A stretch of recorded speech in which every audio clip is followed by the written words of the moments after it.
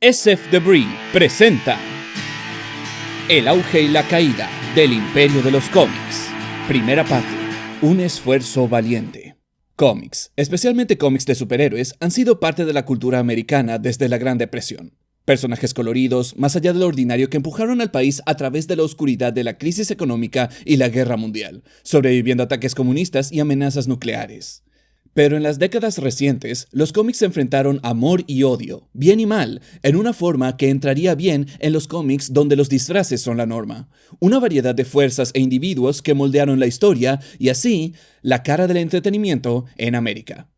Y el lugar más irregular para empezar esto es con Dr. Pepper y un lagarto. Si vieron la película de Godzilla 1985, tal vez sepan a dónde voy con esto. El 30 aniversario de Godzilla trajo una nueva película a Japón y un tonto comercial para Dr. Pepper. New World, una ex compañía de Roger Corman que prosperaba con películas de explotación, especialmente sobre enfermeras estudiantiles, sería el estudio que traería Godzilla a América. Pero luego de unas negociaciones con Dr. Pepper, la compañía de gaseosas accedió a financiar unas tomas con metraje americano siempre que pudieran hacer unas promos. Y Dios sabe que lo hicieron. El resultado, la ya mencionada Godzilla del 85, fue un desastre en críticas, pero un éxito comercial, gracias especialmente al formato casero. New World pudo levantarse gracias a esta película, y con eso alimentó más películas de bajo presupuesto, pero para las masas, lo bastante como para expandirse. Y el blanco improbable a la vista era Marvel. Si quieren una idea de lo despistada que era la administración sobre este prospecto, Robert Remy, el nuevo jefe de New World que buscaba cambiar las cosas, anunció la compra de Marvel al declarar triunfante: «Caballeros, acabamos de comprar a Superman». Ups. Lo curioso es que casi estaba en lo cierto. Marvel había llegado como la casa dominante de los cómics, dominando el mercado con casi 70% de este en los 80s. De hecho, les iba tan bien que la cabeza de Warner Communications, dueños de DC, contactaron al editor en jefe de Marvel, Jim Shooter, para proponerle algo que, incluso hoy, suena impensable: darle los cómics a Marvel. El problema que DC tenía es que su imperio de superhéroes era una máquina de hacer dinero en cada forma posible, excepto una: como cómics. Los cómics debían existir para darle una base al imperio de mercadería y entretenimiento que tenían, pero los cómics mismos estaban perdiendo dinero, mientras que Marvel estaba ganando mucho con ellos.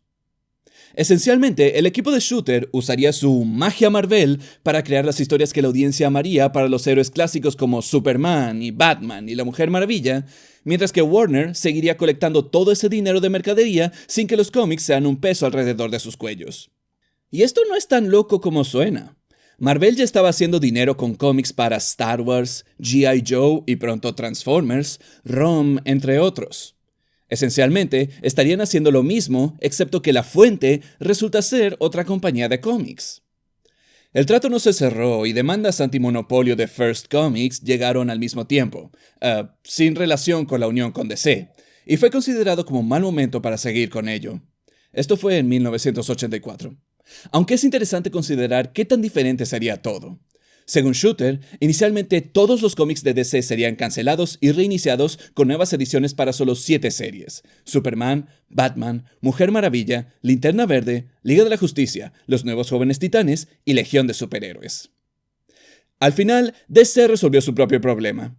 Crisis en las Tierras Infinitas, Watchmen y El Regreso del Caballero de la Noche ayudaron a revitalizar DC tanto creativa como comercialmente, y los últimos dos plantaron la semilla para una nueva era de historias. En este momento, Marvel era propiedad de Cadence Industries, pero durante su liquidación, New World la tomó. E hilarantemente, suena a que fue por accidente. Supuestamente, después de su anuncio de que acababan de comprar a Superman, el VP le dijo: «No, Bob, compramos a Spider-Man». A lo que Remy respondió, y esto es una cita directa: «¡Hijo de puta, tenemos que detener esto!». Con el cambio de administración, Shooter y John Romita Sr. esperaban convencer a los altos mandos para poder cortar la cantidad de títulos a la mitad.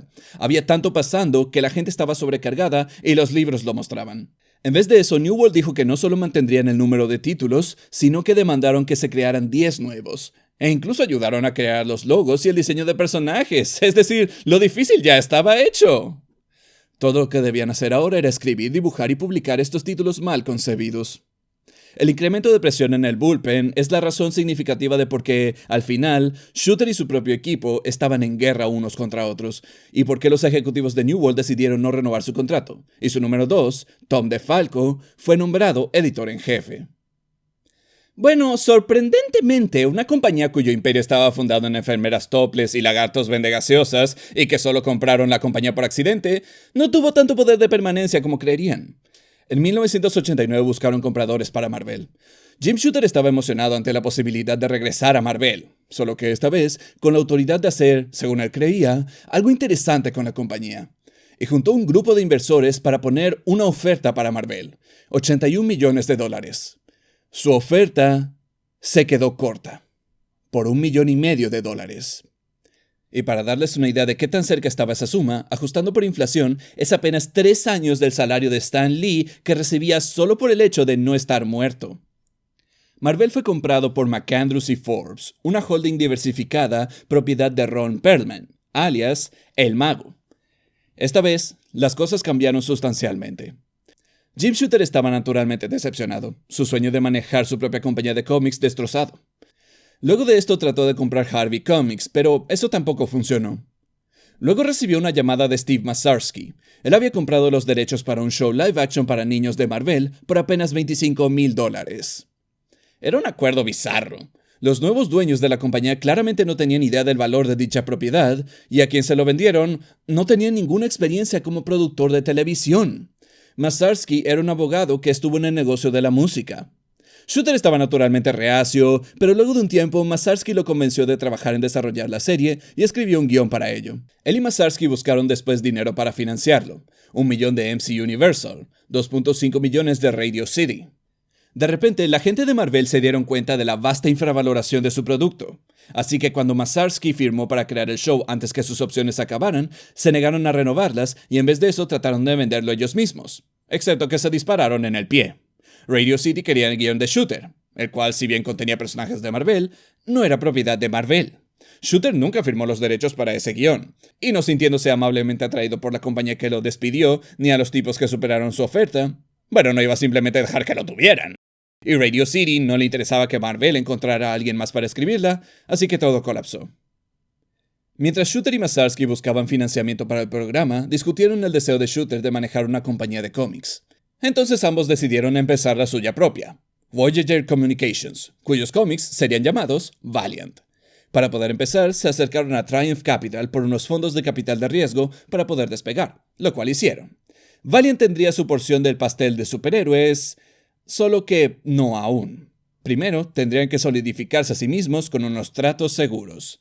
¿Recuerdan esos tratos con Star Wars y sus cómics hechos durante la era de Shooter en Marvel? Bueno, lograron hacer buen dinero en eso, así que, hey, ¿por qué no repetir ese éxito aquí como la base de Valiant usando 2 productos populares de finales de los 80 a principios de los 90, Nintendo y la lucha profesional? Valiant empezaría a imprimir cómics licenciados en estos productos populares y fue un desastre. En retrospectiva era obvio. A diferencia de los cómics que Marvel había estado produciendo, estos no tenían una audiencia pidiendo por más y más historias para algo que tenía pocas historias disponibles. Y la gente que Valiant había traído a bordo, Bob Layton y Barry Windsor Smith, por ejemplo, eran gigantes de los cómics de superhéroes, no de personajes licenciados de plata rápida. Layton tuvo una carrera histórica en Iron Man, y Windsor Smith la historia definitiva de Wolverine de su momento, Arma X.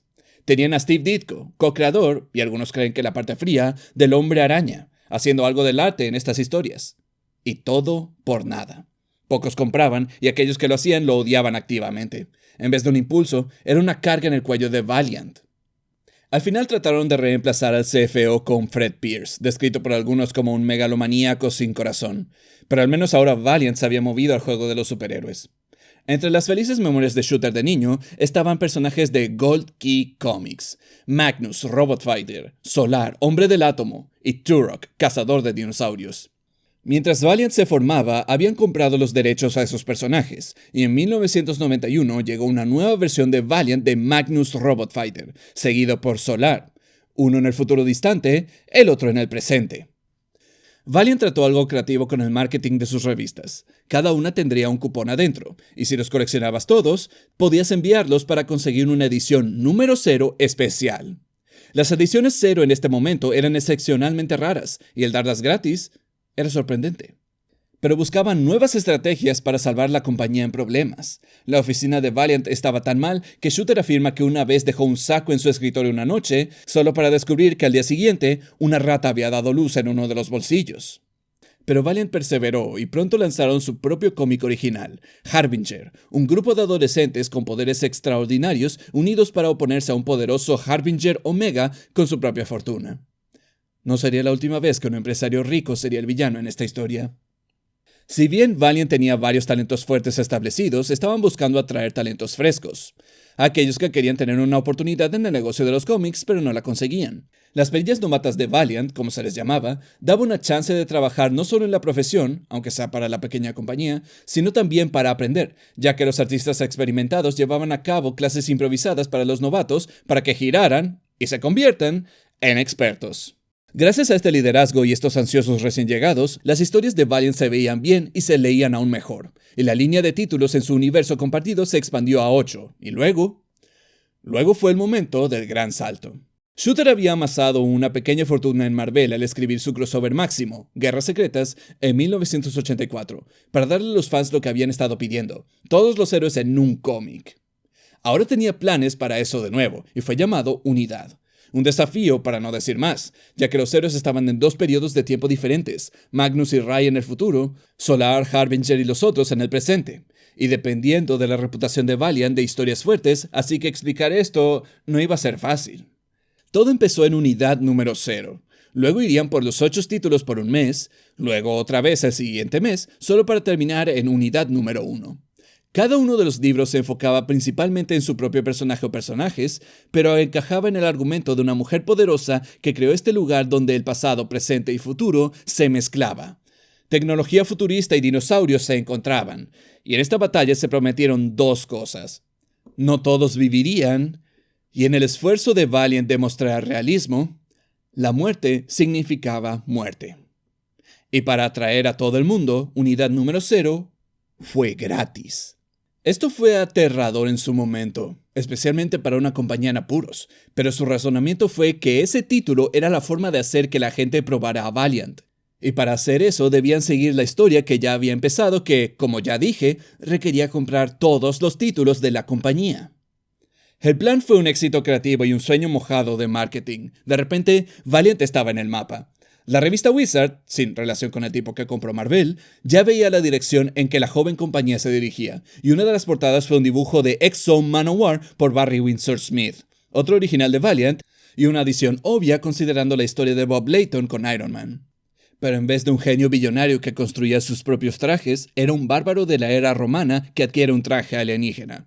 El personaje eventualmente tendría su propia edición 0 con una cubierta de aluminio, dibujado por uno de los novatos, un artista bajo el nombre de Joe Quesada. Pero las cosas estaban a punto de volverse más complicadas, y para entender cómo es que esto afectaba a Valiant y Marvel y a otra compañía, exploraré esta historia creativa y equipaje corporativo en la siguiente parte, Shooter Directo.